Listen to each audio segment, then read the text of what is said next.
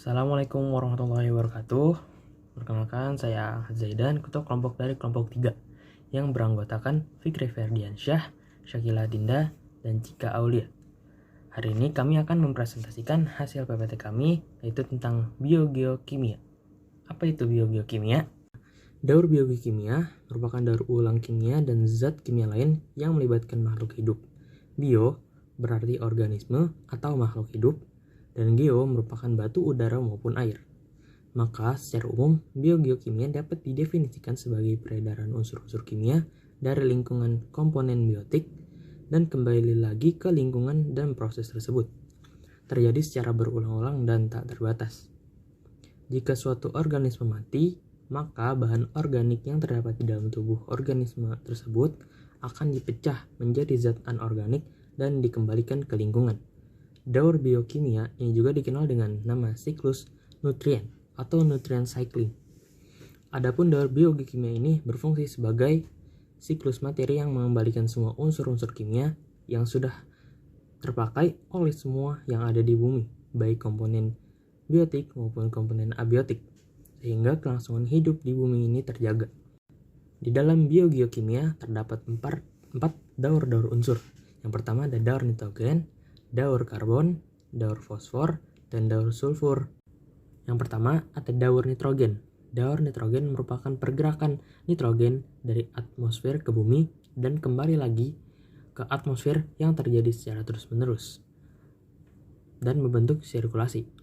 Di alam, nitrogen terdapat dalam bentuk senyawa organik seperti urea, protein, dan asam nukleat, atau sebagai senyawa anorganik seperti amonia, nitrit, dan nitrat. Nah, di sini kita ada contoh daur nitrogen. Yang pertama ada fiksasi nitrogen. Fiksasi nitrogen adalah proses perubahan nitrogen dari atmosfer menjadi amonia. Bakteri yang berperan dalam proses ini adalah bakteri pada akar tanaman polongan melalui fiksasi biologis. Bakteri tersebut antara lain seperti rhizobium dan penggunaan enzim nitrogenase cyanobacteria dilibatkan untuk mengubah gas nitrogen menjadi amonia. Yang kedua ada nitrifikasi. Nitrifikasi adalah proses oksidasi biologis amonia dengan oksigen menjadi amonium, kemudian nitrit, dan diikuti oleh proses oksidasi nitrit menjadi nitrat. Degradasi amonia yang menjadi nitrit dikenal dengan nitrifikasi ini. Yang ketiga ada asimilasi. Asimilasi nitrogen adalah proses pembentukan senyawa nitrogen, misalnya asam amonia dari senyawa nitrogen anorganik. Setelah proses nitrifikasi oleh bakteri, tanaman akan menyerap nitrogen dalam wujud nitrat. Kemudian gradien proton transporter nitrat akan menyerap nitrat dan kemudian diteruskan oleh silem dari akar ke tunas. Selanjutnya ada amonifikasi, tahapan siklus nitrogen di mana sisa-sisa tanaman seperti limbah terurai oleh organisme kemudian menghasilkan amonia disebut amonifikasi ini. Mikroorganisme dalam tanah akan mengurai bahan organik yang mati untuk dijadikan energi dan menghasilkan amonia serta senyawa dasar lain sebagai produk sampingan. Amonia dalam tanah akan bertahan dalam bentuk ion amonium. Yang terakhir ada nitrifikasi.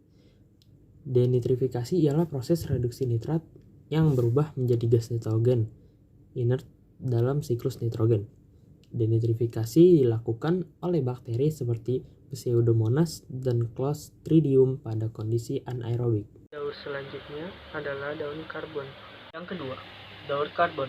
Daun karbon ini diawali oleh pemanfaatan CO2 oleh tumbuhan yang dijadikan senyawa organik, yaitu glukosa melalui proses fotosintesis. Selanjutnya, glukosa disusun menjadi aluminium dan diubah menjadi senyawa gula yang lain, lemak, protein, dan vitamin. Pada proses pernapasan tumbuhan dan hewan dihasilkan kembali CO2. Hewan mendapatkan karbon setelah memakan tumbuhan, dan tubuh hewan maupun tumbuhan yang mati diuraikan menjadi karbon dioksida, air, dan mineral oleh pengurai. Karbon dioksida yang terbentuk dilepas ke atmosfer. Pada ekosistem normal terjadi keseimbangan antara daur karbon dan oksigen. Ini adalah contoh gambar siklus daur karbon. Salah satu dari siklus biogeokimia Yang terjadi di alami adalah suatu siklus atau daur karbon. Siklus ini merupakan bagian dari siklus alam, selain siklus fosfor, siklus belerang, siklus air, siklus nitrogen, serta siklus oksigen. Dalam proses terjadi siklus-siklus tersebut tidak lepas dari adanya unsur kimia, unsur geo atau bumi, dan unsur bio atau kehidupan. Daur berikutnya adalah daur fosfor. Daur fosfor merupakan pergerakan fosfor dari atmosfer ke bumi dan kembali lagi ke atmosfer yang terjadi secara terus-menerus membentuk sirkulasi. Fosfor memiliki kemampuan untuk membentuk ikatan kimia berenergi tinggi, dan fosfor ini sangat penting dalam transformasi energi pada semua organisme. Daur fosfor dimulai dari adanya fosfat anorganik yang berada di tanah yang diserap oleh tumbuhan. Hewan yang memakan tumbuhan akan memperoleh fosfor dari tumbuhan yang dimakannya. Di samping itu, tumbuhan atau hewan yang mati ataupun sisa ekresi hewan, baik urin maupun feses yang ada di tanah oleh bakteri pengurai akan menguraikan fosfat organik menjadi fosfat anorganik yang akan dilepaskan ke ekosistem. Oleh air hujan, fosfor dari batuan akan larut dan masuk ke dalam aliran air atau tanah, dan fosfor itu akan berpindah ke dalam makhluk hidup jika dikonsumsi, dan akan masuk ke dalam tanah dengan bantuan dekomposer dan menjadi detritus atau pengurai. Fosfor akan terbawa air hingga ke lautan dan terjadi pengendapan detritus ke bagian dasar laut hingga terbentuk batuan baru atau sedimentasi.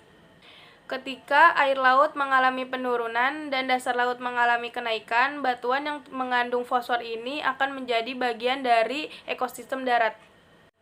Proses naiknya fosfor sedimen dasar laut ke daratan akan memakan waktu ribuan tahun sebelum siklus fosfor ini akan terulang. Daur biogeokimia berikutnya adalah daur sulfur. Ini merupakan pergerakan sulfur dari atmosfer ke bumi dan kembali lagi ke atmosfer, yang terjadi secara terus-menerus membentuk sirkulasi. Dalam tubuh organisme, belerang merupakan unsur penyusun protein, sedangkan di alam baik, belerang atau sulfur terkandung dalam tanah yang berbentuk mineral tanah dan di atmosfer dalam bentuk gas sulfur dioksida.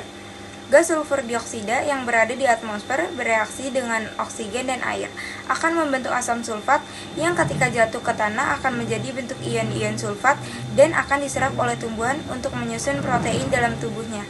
Jadi, ketika manusia dan hewan memakan tumbuhan, maka akan terjadi perpindahan unsur belerang dari tumbuhan ke tubuh hewan atau manusia.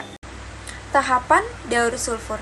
Tahap pertama yaitu daur sulfur diawali dengan adanya aktivitas gunung berapi atau karena adanya industri batubara yang menggunakan bahan bakar dari batubara berupa gas SO2. Kemudian zat sulfur atau belerang naik ke udara yang membentuk awan sehingga terjadilah hidrolisis air berupa H2SO4. Dan akhirnya mengakibatkan terjadi kondensasi yang menurunkan hujan yang biasa dikenal dengan hujan awan. Setelah hujan awan turun, maka hasil dari hujan tersebut akan digiring dibawa ke daratan kembali untuk diubah menjadi sulfat yang sangat dibutuhkan bagi tumbuhan. Sulfur yang berupa bentuk anorganik atau SO4 ini nantinya